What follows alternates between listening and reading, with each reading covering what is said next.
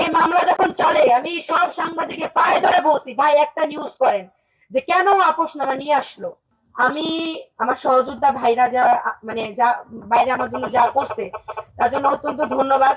কিন্তু আমি আমার ভাইদেরকে তখনই বলছি, বের করলে প্রথমেই বের করতেন, বা 11 দিন পর বের করে আধমরা লাশ করে বের করছেন, তো লাশ বের করতেন, আধমরা করে আমাকে বের করা হয়েছে।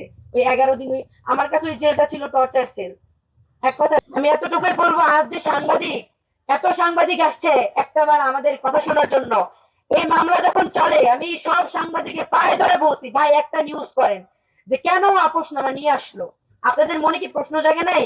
বিবাদী আপোষনামা নিয়ে যায়, বাদী কেন আপোষনামা নিয়ে গেছে? আপনাদের মনে কি এই প্রশ্নটা জাগে নাই? কেন আপনারা এখন আসছেন? আগে কেন আসেন না? 11 দিন যখন জেলে ছিলাম কোন সাংবাদিক কেন নিউজ করে নাই যে তাহারিমা কেন 11 দিন ধরে জেলে? কেন এই প্রশ্নটা করে নাই? কিছু তথাকথিত সাংবাদিক আছে যারা আমার বয়স জানাও নিউজ করে যে আসলে জুলাই যোদ্ধা তাহারিমার বয়স কত।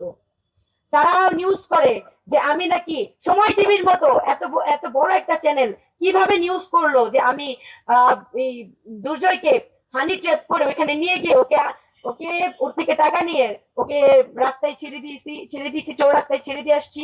সময় টিভির মতো এরকম এখন সময় টিভি এখানেই আছে। এখন যে সময় টিভিকে ভুয়া বলে নিউজ দেয়, সময় টিভি সেম কাহিনী আমাকে সবসময় ওরা নেগেটিভ ভাবে প্রেজেন্ট করে। তা ওনারা এইভাবে প্রেজেন্ট করছে, সকালে সকালে রিমান্ড, দুপুরে জামিন, সন্ধ্যায় মুক্তি। এটা কেমন কথা? কেমন কেমন ভাবে এত বড় চ্যানেল গুলা এইসব নিউজ করতে পারে? ইউটিউবের কথা বাদ দিলাম,